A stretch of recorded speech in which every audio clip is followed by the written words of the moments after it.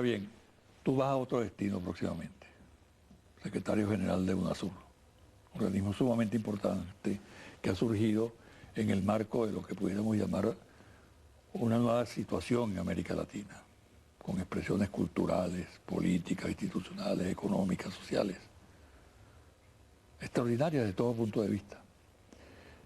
¿A qué obedecen esos cambios en la región? Uno podría hablar de una especie de dialéctica del capitalismo. En la medida en que, sobre todo después del derrumbe de la Unión Soviética, se produjo ese avasallante proceso a nivel mundial con las tesis neoliberales, agudizó aún más los conflictos sociales, muy particularmente en nuestra región. Un buen ejemplo es lo que ocurrió aquí con el Caracazo y multitud de otros eventos que ocurrieron de menor monta que el Caracazo, pero igualmente significativo. Eso al mismo tiempo contribuye a un despertar de la conciencia de los pueblos, en el sentido de que por esa vía no vamos a llegar a ningún lado, sino al desastre. Y eso a su vez se expresó en el surgimiento de un nuevo liderazgo con una nueva visión, donde Venezuela pues ocupó un lugar importante, muy destacado. No solamente fue el surgimiento de Hugo Chávez en Venezuela, sino también el de Néstor Kirchner en Argentina, de Lula en Brasil, de Evo Morales en Bolivia, Correa en Ecuador, y así progresivamente. Entonces surgen un conjunto de factores muy favorables, unidos a su vez a la aguda crisis del sistema financiero capitalista mundial. De manera que eso, aún en sectores que uno podría llamar conservadores, comienza a despertar también una nueva conciencia, aún en ese liderazgo. Y fíjate que se da un hecho también importante, y es lo que podríamos llamar la revalorización del sistema electoral, de la participación del pueblo en comicios. Efectivamente, sí. ¿Por qué se proyecta en esa dirección? Sí. Hay un hecho que recuerdo mucho, destacaba Alfredo Maneiro. Uno de los grandes errores de los movimientos revolucionarios en el pasado fue dejarse arrebatar las banderas de la democracia por los antidemócratas, por los que siempre abogaron por regímenes conservadores de fuerza, falseando el verdadero ejercicio de la democracia. Ahora el movimiento popular y los movimientos de avanzada se han apropiado y creo que más nunca van a dejarse arrebatar las banderas de la democracia. Hoy podemos decir que la región resalta, entre otras características, ya en el ámbito político-cultural, por dos grandes características. Primero, esta es una región de paz. No hay conflictos armados, ni hay visibles posibles conflictos armados. Y por otro lado, es una región de democracia, donde se ha llegado a al pleno ejercicio del voto, pero no solamente del voto, sino también que las poblaciones exigen más allá del simple voto. Ahora fíjate tú que para sectores que sacralizaron el voto en el pasado, ahora pareciera como una institución subversiva. Porque así son ellos. Mientras esto les servía como una herramienta que, acompañada de todo el gran poder mediático que disponen, servía para engañar, bueno, era válido el voto. Pero nosotros tenemos una pregunta que hacerles a ellos también. ¿No es suficiente el voto? Entonces introduzcamos en los sistemas revocatorios en todas las constituciones del mundo, para que el pueblo que considera que se equivocó en un momento determinado o no le gusta el ejercicio de un gobernante, tenga la opción de revocar el poder que le ha otorgado a ese gobernante. Así como un privado que otorga un poder a un abogado, un mandato a un abogado, conserva su derecho a revocar ese mandato y a otorgárselo a otro, con mucha mayor razón, un pueblo entero, una sociedad entera, tiene aún más derecho para el ejercicio del voto revocatorio. Ese es un reto que tienen frente a ellos todos estos que ahora no se sienten satisfechos solamente con el voto.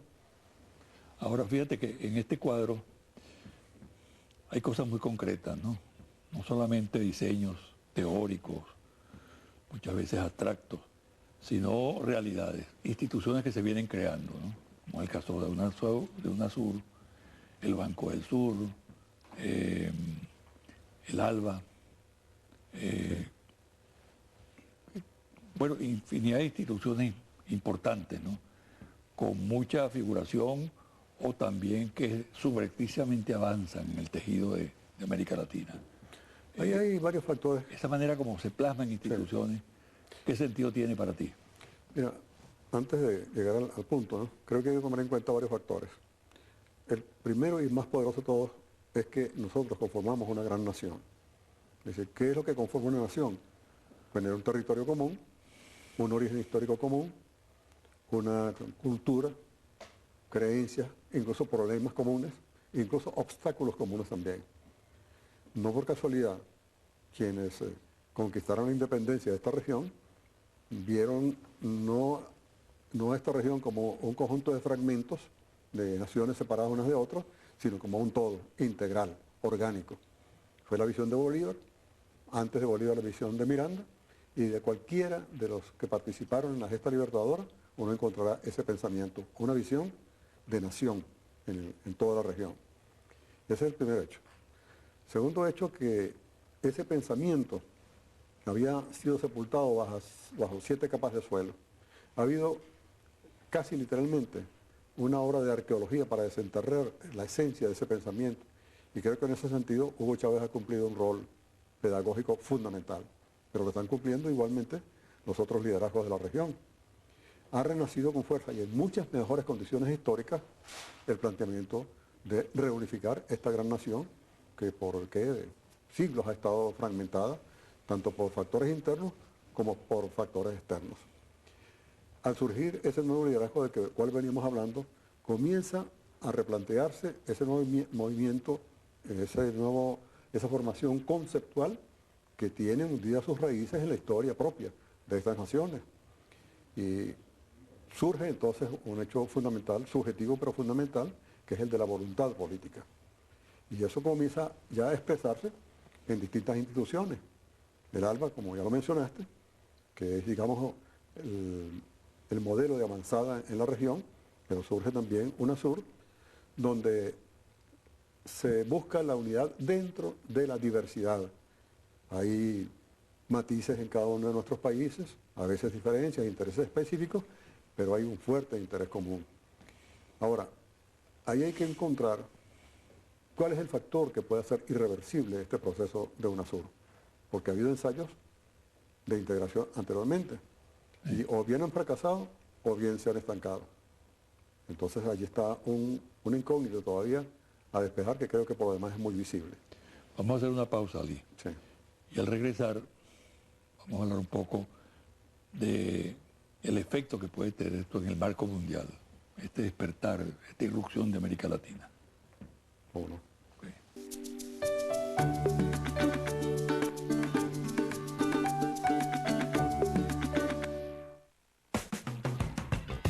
Este lunes estará con nosotros en Contrastes, el venezolano ejemplo de lucha y perseverancia tras su participación en el Maratón de Nueva York, el atleta motivador Michael Melamed. Contrastes, este lunes a las 9:30 de la mañana por Venezolana de Televisión. Un hecho histórico para el país. Llega a la patria de Bolívar el oro que nunca debió salir de nuestro territorio. La repatriación del oro que fue expatriado hace ya bastante tiempo. El gobierno bolivariano continúa afianzando la soberanía nacional, asegurando el futuro económico de Venezuela.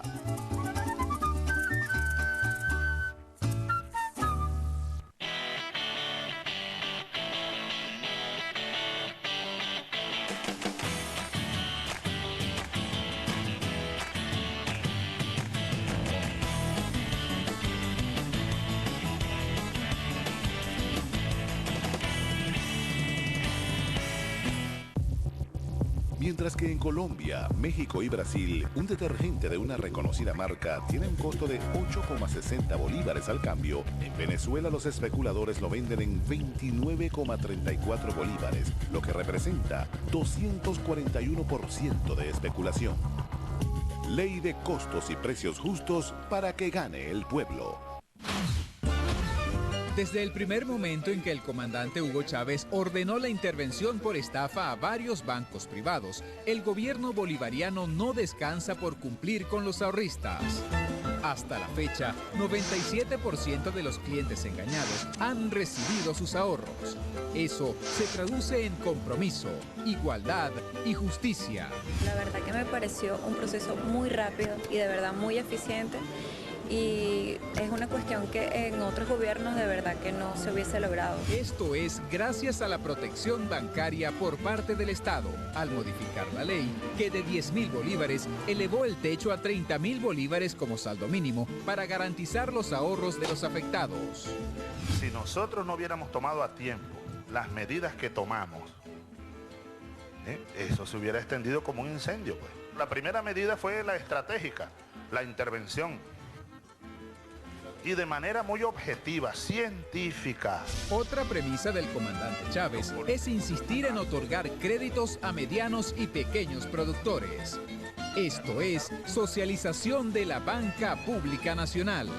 Porque nunca tuvimos nada, hoy tenemos bastante. Por ejemplo, en mi caso, cuando yo iba a poder adquirir una máquina, empezar con algo, cuando un banco a uno le podía prestar dinero, así, toma, con sencillo, pues 15 días, pocos requisitos, paga hasta tu casa. De esta manera la economía seguirá creciendo porque, bueno, crece la producción de pan y de torta y de cuánta cosa tú haces ahí. Lo que más necesitan hay que darles más.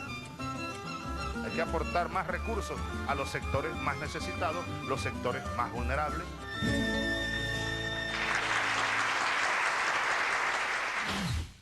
El gobierno bolivariano invita al Sexto Foro Internacional de Filosofía 2011, del 28 de noviembre al 5 de diciembre. Encuentro que reúne a grandes pensadores de América Latina, África, Asia, Europa y América del Norte para debatir sobre el tema Estado, Revolución y Construcción de Hegemonía. Si desea conocer más detalles de la programación, visite la página web www.ministeriodelacultura.gov.be.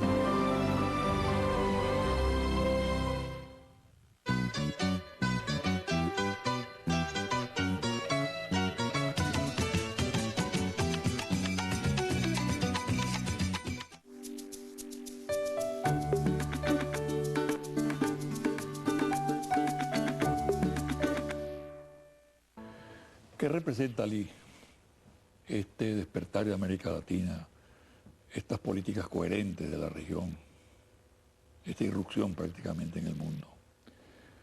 Puede ser un factor de equilibrio, contribuir a la paz. Fíjate que un analista político, Moisés Naí, escribe en el diario El País de Madrid y aquí también en Venezuela, decía que reflexionaba sobre la posibilidad de que el fenómeno latinoamericano se proyectara en Europa, debido a la crisis que existe en Europa, contrastante con la fortaleza que se observa en América Latina.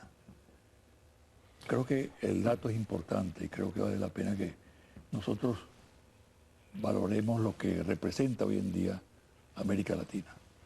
Yo creo que la primera tarea es latinoamericanizar a América Latina, porque la visión que teníamos acá era muy extranjerizada, extraña a lo que es la realidad específica de América Latina, y lo que está comenzando a surgir. ¿En qué medida eso puede influir Es una visión en otras exógena, regiones? ¿no? De Europa hacia América Latina y de Estados Unidos hacia América Latina. Exactamente, sí. Y bueno, en el caso de Venezuela, producto precisamente de la renta petrolera, se llegó a una copia aberrante del modelo consumista norteamericano, por ejemplo. Eso está todavía metido fuertemente en la cultura nuestra, producto de la vieja distribución de la renta. Pero volviendo al tema, yo creo que las regiones cambian producto de sus propios procesos internos, independientemente de que desde afuera pueda haber alguna influencia. Europa vive sus propias realidades históricas, sus propias realidades presentes. La gran crisis forma parte de la gran crisis de capital financiero mundial, porque aquí vale la pena una brevísima anotación. Lo que uno observa en el proceso capitalista mundial, y particularmente en el norteamericano y europeo, es eso que ya había definido Marx como la tendencia decreciente de la tasa de ganancia. Cada vez más la reproducción del capital ocurre menos en el proceso productivo, es decir, en la intermediación productiva, y cada vez más ha ocurrido en la especulación financiera. Y eso ha formado las grandes burbujas y el recurrente estallido de esas burbujas. Y por eso buscan, como ha ocurrido en las dos guerras mundiales que se vivieron el siglo pasado, la búsqueda de reestimular el aparato productivo por la vía de la guerra, de la estimulación de lo que Eisenhower llamó el complejo militar industrial.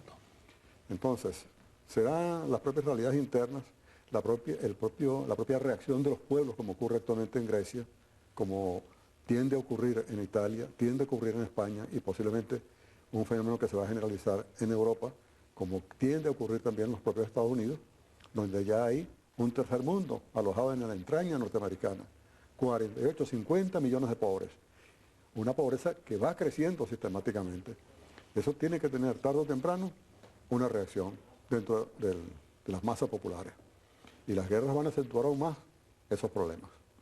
Ahora fíjate lo que es este surgimiento o mejor dicho, el afianzamiento de una identidad latinoamericana.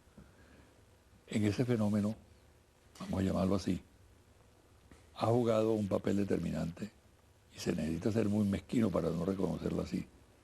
La visión de Hugo Chávez. Hagamos abstracción de su condición de presidente de la República, del líder del proceso bolivariano. La figura, lo que representa como aporte la visión de Chávez acerca de la necesidad de rescatar los valores de la unidad, incluso con la raíz histórica de la independencia de estos países, y todo lo que significa pues esa manera de irse conectando y interconectando los países de la región. Sí, como suele ocurrir, en el caso del presidente Hugo Chávez, hubo primero como una especie de intuición, una primera formulación con lo que llamó el árbol de las tres raíces, que fue precisamente buscar el proceso de formación del pensamiento venezolano y por extensión progresivamente al pensamiento latinoamericano. El encuentro precisamente con el pensamiento de Miranda y con el pensamiento de Bolívar es lo que conduce, por simple ley de gravedad, diríamos así, al desnudarlo de todas las malformaciones, a lo que está ocurriendo hoy. De manera que... Es decir, una especie de redescubrimiento. Efectivamente, sí. Creo que vale la palabra. Ha venido haciendo una especie de excavación arqueológica para quitar esa cantidad de capas de suelo sobre la cual había enterrado el pensamiento bolivariano y el de Miranda, convertido pues, simplemente en una mercancía y el de más o menos otros atractiva. líderes de la región, ¿no? San Martín, O'Higgins, todos los libertadores, ¿no? Entonces, se está rescatando ese pensamiento, pero aplicado a una nueva realidad.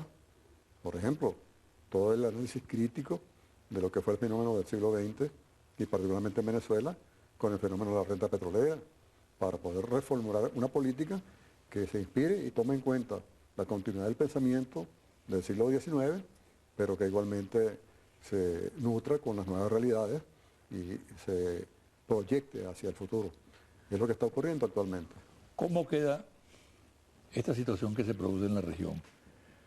Que avanzamos indudablemente hacia un nuevo sistema de relaciones con respecto al panamericanismo, a la concepción que venía imperando, que se traduce especialmente en la OEA, ¿no? Donde la presencia de los Estados Unidos es determinante. Ahora estas instituciones se forjan prescindiendo de la presencia de los Estados Unidos. El panamericanismo, ¿Qué le das tú? El panamericanismo y su resultante, la OEA, fue producto de la derrota que sufrió por circunstancias históricas el proyecto bolivariano en cuanto a la unidad continental. La deformación que operó en ese pensamiento, que hoy entonces surge en su reformulación, tomando en cuenta lo que fue la realidad del pensamiento bolivariano, mirandino, sanmartiniano, etcétera, el del martinismo. Entonces, lo que hoy tenemos que... Pero pueden coexistir esas dos concepciones, el sistema interamericano tradicional y este que irrumpe ahora. Evidentemente que no, porque aquel obedece al modelo que se falseó desde el norte. No olvidemos que cuando se convoca el Congreso Fictiónico de Panamá, Estados Unidos ya se está convirtiendo en una gran potencia insurgente, lo que llevó a Bolívar a advertir aquella frase. La amenaza que representaba. Exactamente, ¿no? Sí. Entonces, ocurrió una derrota y por circunstancias históricas. Bueno, el hecho de la ruptura de esta nación, Colombia-Venezuela, una frontera entre los dos países y luego se separa también a Panamá, bueno, fue una derrota en ese momento transitoria, pero una derrota. Hoy se está recuperando entonces lo que fue el pensamiento auténtico. Pero quería tocar un punto que no quiero dejar que se nos escape. Hace un momento dejé una pregunta flotando. ¿Qué es lo que puede convertir a esta región en las nuevas realidades, en un proceso de integración y de unidad irreversible? Nosotros no somos una potencia militar. Cuando hablo de nosotros me refiero a toda América del Sur. No somos una potencia nuclear, no somos una potencia industrial, ni una potencia tecnológica. ¿Qué es lo que tiene de peso específico esta región en el escenario mundial? Son sus recursos naturales.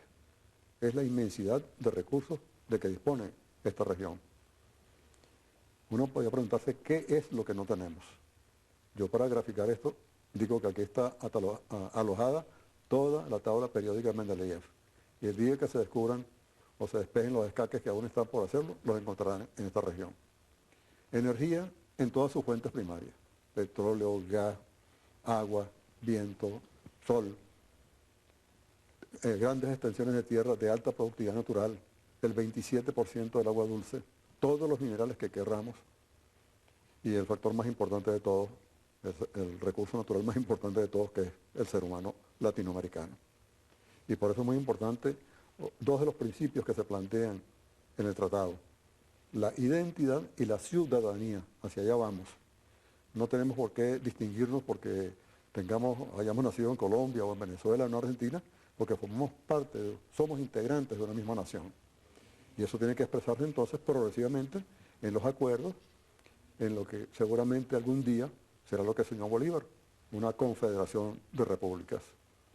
Entonces, el tema de los recursos naturales tiene una enorme importancia, porque el recurso natural, en primer lugar, está alojado en la tierra, y eso comporta ya un problema territorial, y como consecuencia un problema de soberanía. Uno de los aspectos más sutiles de la confrontación ideológica en el mundo es que precisamente el pensamiento capitalista busca olvidar, desterrar de todo el pensamiento económico mundial la categoría o el factor tierra como factor productivo, porque de allí dependen todos los recursos naturales que comportan, insisto, un problema de soberanía, de lo que llamaron los teóricos el dominio eminente del Estado. Eso hay que rescatarlo. Y es lo que puede convertir en irreversible el proceso de integración en UNASUR, como ocurrió con la OPEP. ¿La OPEP qué es? Una organización intergubernamental que unida defiende mejor su derecho soberano sobre un recurso natural, petróleo. Una organización en la cual concurren regímenes sociales, políticos, culturales sumamente disímiles y a veces hasta contradictorios. ¿Qué tiene que ver el régimen social saudita, por ejemplo, con Venezuela? O Nigeria con Ecuador, o Irán con Ecuador. Sin embargo, concurren ya desde 1960 en un interés fundamental. Han habido guerras en varios de los países miembros. Han llegado a sentarse en la mesa, no se hablan, no se saludan, pero al final firman el acuerdo. Con mucha razón, en una región que aloja no solamente petróleo, sino que aloja muchos otros recursos naturales, algunos de ellos estratégicos. Se dice que las próximas guerras serán por el agua. Bueno, es una de las cosas que más abundan en esta región. De manera que el pensamiento, en mi opinión, debe concurrir, es el punto magnético, el punto focal hacia el cual debe orientarse el pensamiento latinoamericano. De ahí la importancia de UNASUR. Debe ser la esencia. Y tú vas a ser el próximo secretario general. Eso ya para el año próximo. Exacto. Sí. Bueno, Ali, y dentro de eso que tú has dicho, ¿qué vislumbras tú para este proceso? ¿Continuar esos avances? ¿Está amenazado ese avance? ¿De qué manera asumirlo, pues? Por supuesto. Sin complejo, pero al mismo tiempo con cautela. Por supuesto que hay amenazas, claro. Amenazas producto de la irracionalidad. Porque por un momento imaginemos a toda esta región cruzada de líneas férreas, de carreteras, de autopistas, con aeropuertos, puertos, líneas aéreas que integren internamente este gigantesco mercado interno que eso representa, que se potencie el desarrollo industrial, el desarrollo tecnológico, la oferta de bienes y servicios. Eso va a servir también para los países del norte. Pero para que eso ocurra, se genera también una gran demanda de bienes y servicios. A la postre, es un proceso que conviene también a las potencias industriales que tantos males están padeciendo en estos tiempos, precisamente por la crisis, sobre todo en el sector productivo, que tiene sus expresiones cada vez más graves, más agudas y aparentemente más problemáticas de resolver, como las que están padeciendo en estos tiempos. De manera que, como diría Alfredo Maneiro, esto es un proyecto que no tiene sino virtudes. Bueno, muchas gracias. Te deseo mucha suerte. Gracias para todos. Gracias. Una pausa y al regresar los confidenciales.